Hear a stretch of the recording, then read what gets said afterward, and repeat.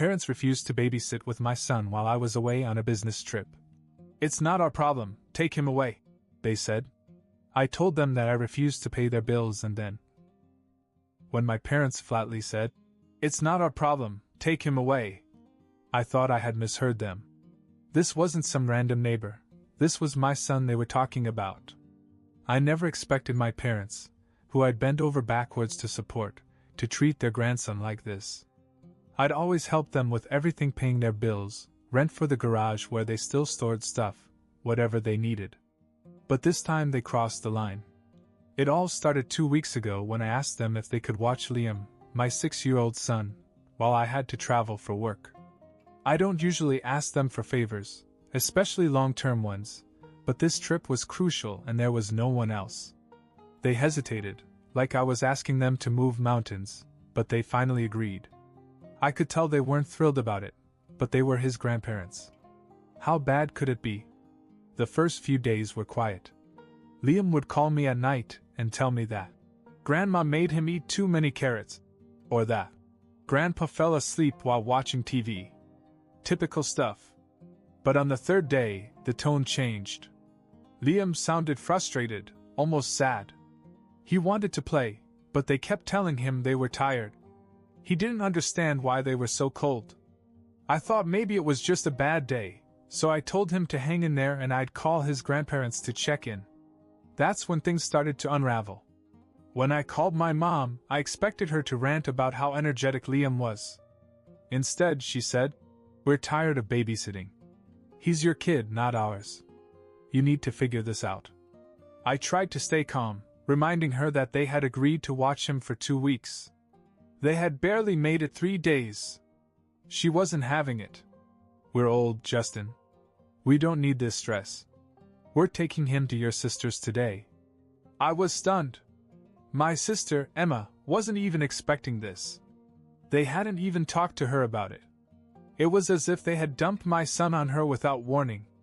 I was angry, but I knew that arguing on the phone wasn't going to help. I just told them, "Fine. Take him there," and hung up. After that call, I began to think about how lopsided our relationship had become. I've always been the one to go to bat for them. They've never had to ask twice when they need money or ride, or help with something around the house. But the moment I need them to do something important, it's suddenly too much for them. I wasn't going to let it go this time. That night, I sent them a simple text message. "I'm done paying your bills. That includes the $500 a month and the rent for the garage. Don't expect anything more from me." Within minutes, I had 18 missed calls and texts flooding my phone. "Pick up the phone, what's going on? We don't understand, everything was fine. Call us, Justin." I ignored each one. For the next few days, I focused on work and making sure Liam was okay with Emma. She was understanding and agreed to keep him until I got back. I called her every day to check in. My parents, on the other hand, went into a tailspin. They kept calling and texting, acting confused as if they had no idea why I was cutting them off. Little did they know that this was just the beginning. The next day, I woke up to more missed calls and messages from my parents. I scrolled through the texts half-heartedly, expecting more guilt, but one caught my eye. "Justin, if you don't answer, we're going to have to do something drastic. We need to talk." Something drastic? What did that mean? I rolled my eyes, thinking it was just more manipulation. I was done with her games. Instead of answering, I called Emma to check on Liam. "He's fine," Emma said. "He was building a fort in the living room when I left for work." "But listen, Justin, Mom and Dad showed up unannounced this morning." "What? Why?" I asked, tensing up. "They didn't say much. They just kept asking me what was wrong with you." Dad acted like they were the victims of some big misunderstanding. Of course they were. I muttered. They love playing that role. "Yeah, but here's the weird part," Emma continued. "They brought a bunch of stuff. Old boxes, tools, like they were planning on staying here for a while. Mom casually mentioned something about needing space to figure things out. That threw me off. You're kidding. They're moving in with you. Emma let out a sharp laugh. Oh, hell no. I told them they weren't staying here. They got mad, but eventually they left. I thought you should know. Something feels wrong. Great. Now they were escalating things. I had no idea what their endgame was, but I wasn't about to get dragged into their drama. I went about my day, keeping my phone on silent. But later that afternoon, I got a call from a number I didn't recognize. It was a lawyer's office. Mr. Justin Harrison? The voice asked. I'm contacting you on behalf of your parents regarding a financial arrangement they're concerned about. They claim they are financially dependent on you and would like to negotiate terms. I almost laughed. Wait, are you telling me that my parents have contacted a lawyer to force me to continue paying their bills? There was a pause. I'm just relaying the information, sir. I suggest you discuss this with them directly. I hung up without another word, my mind racing. I couldn't believe it had come to this. Were they seriously trying to make a legal case out of me cutting them off? And for what? Because I wouldn't babysit their feelings anymore. It was surreal. I decided to confront them directly. I called my dad and didn't bother with pleasantries. I just got a call from a lawyer. Would you like to explain? His tone was casual, as if nothing was wrong. Oh, that? We just thought maybe if we talked to someone you'd come to your senses. You're being unreasonable, Justin. You've always helped us. Why stop now? Unreasonable? I shot back. You're trying to blackmail your own son because you didn't want to look after your grandson for 2 weeks. Do you hear how crazy that sounds? We're not blackmailing you, he said defensively. But we're struggling here. You've been paying these bills for years. We depend on it. Maybe you should have thought about that before you decided to ditch Liam and dump him on Emma without even asking her. I said, I'm done. I'm not paying for anything anymore. You can't just cut us off like that. He argued. We're your parents. Exactly. You're my parents, not my responsibility, I said before hanging up. Later that evening, Emma called again, sounding more amused than upset. You're not going to believe this. Mom and Dad came back to my house. They were standing on my porch with lawn chairs when I got home and said they wouldn't leave until I called them. I told them to go back to their apartment, but you know how stubborn they are. I shook my head, annoyed but somehow impressed by their determination. Wow. They're really pulling out all the stops.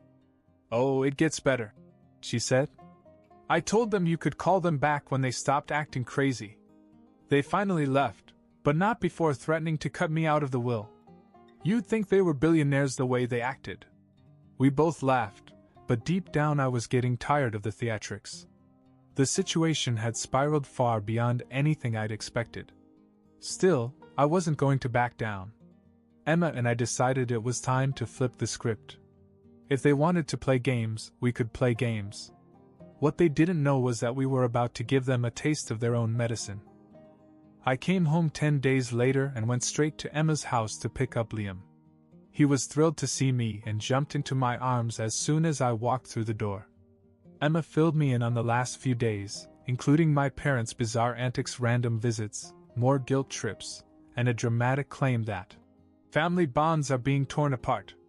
Typical. They're desperate, she said as we sat in her kitchen. They even tried to play the sympathy card with me, talking about their failing health. Funny how their health only declines when their wallets do, I replied.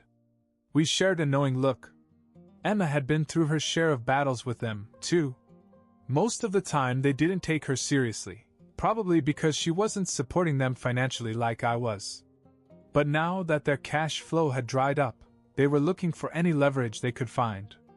After spending some time with Emma, I took Liam home. I wanted him to feel settled after all the chaos. He seemed fine, but I could tell he had picked up on some of the tension. Are Grandma and Grandpa mad at us? He asked from the back seat. I looked at him in the rearview mirror. They're just upset because I made a decision they didn't like. But don't worry about it. It's not your fault.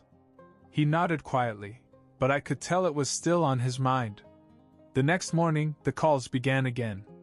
I ignored them at first, But after the sixth one, I finally answered.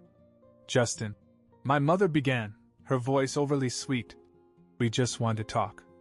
You can't keep shutting us out like this. What's there to talk about? I said. You've made your decisions and I've made mine. I'm done paying your bills. End of story. Don't be like that. She pleaded. You're putting us in a really tough spot.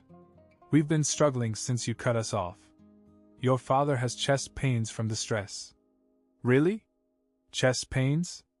I asked skeptically. Do you know what causes chest pains?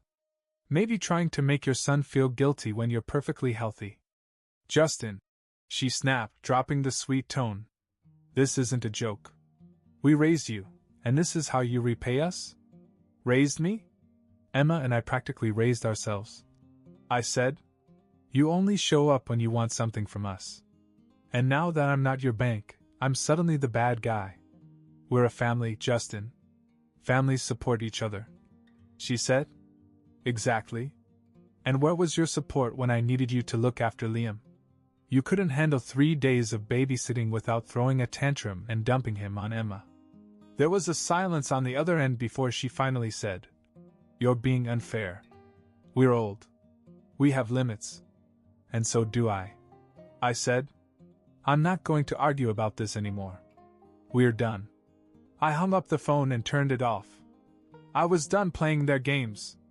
Over the next few days, they tried every tactic in the book, calling Emma to complain, leaving messages about ungrateful children, and even sending me a letter saying they would never forgive me if I didn't change my mind. Emma and I laughed it off, but we both knew they wouldn't give up that easily. Sure enough, a few days later they tried one last trick. They showed up at my house unannounced. I opened the door to see the two of them standing there, looking tired and exhausted. We just want to talk, my father said. I sighed and let them in, even though I wasn't in the mood for another guilt session. They sat on the couch, fidgeting like children who'd been caught misbehaving. We've been thinking, my mom began, and we realized that we may have been a little harsh. A little? I raised an eyebrow. We've been stressed, Justin. She continued. But we don't want to fight anymore. Let's work something out. Maybe we can compromise. Compromise? I repeated. You mean you want me to start paying your bills again? No, she said quickly. Just maybe help with a few things here and there. We're not asking for much. I stood there for a moment, watching her squirm. I could see through the act. They were trying to play nice, hoping I'd give in. But I wasn't going to fall for it. I'll think about it, I finally said, knowing full well that I had no intention of giving them a dime. They left soon after, clearly unhappy that they didn't get what they wanted. Emma called me later that night and laughed when I told her what had happened. They really think they can sweet-talk you back into paying? She said. They're unbelievable. Yeah, well, they're about to learn the hard way that I'm done being their ATM. I replied. This time I stood my ground. A few days later, my mother called again. This time her tone was softer, almost regretful. Justin, we've been thinking a lot about everything. We want to apologize for real this time. We were stubborn and we're sorry for the way we treated you and Liam. I was silent for a moment, trying to figure out if this was another trick. We're inviting you and Emma over for dinner. She continued. Just the four of us. No pressure, no arguments. We just want to work things out. I hesitated, but figured maybe they had finally come to their senses. Besides, it couldn't hurt to give them one last chance. Emma was skeptical when I told her, but she agreed to come with me. If they pull any more stunts, I'm done, she warned. We arrived at her house that evening. The smell of baked chicken and mashed potatoes filled the air, a classic family dinner. For a moment, it almost felt like old times. Liam was staying with a friend, so it was just the adults. My mom led us to the table, smiling in a way that felt a little too rehearsed. We're so glad you both came, she said, setting down a plate of food. My dad chimed in. It's been too long since we had a nice family dinner like this. I could see that Emma was already looking at her sideways, not buying the act. Still, we went along with it for the moment. We made small talk about work, Liam's school, and other superficial topics. For a while, everything seemed normal until it wasn't. Halfway through dinner, my dad cleared his throat. "So, Justin, we've been having some real trouble lately. Things are tight financially, and it's been hard to keep up with expenses since you, stopped helping out." I put down my fork, my appetite disappearing. Emma shot me a look that said, "Here we go." My mom quickly added, "We know we haven't handled things well before.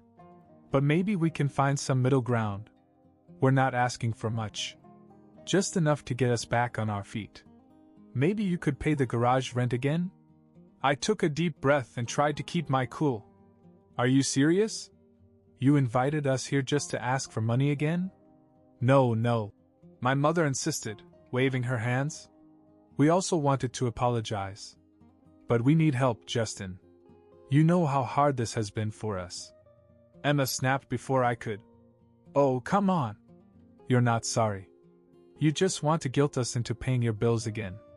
That's exactly why we didn't trust you in the first place." My dad scowled. "You don't understand, Emma. You've never been responsible for this family the way Justin has. He knows how important it is to keep things running smoothly."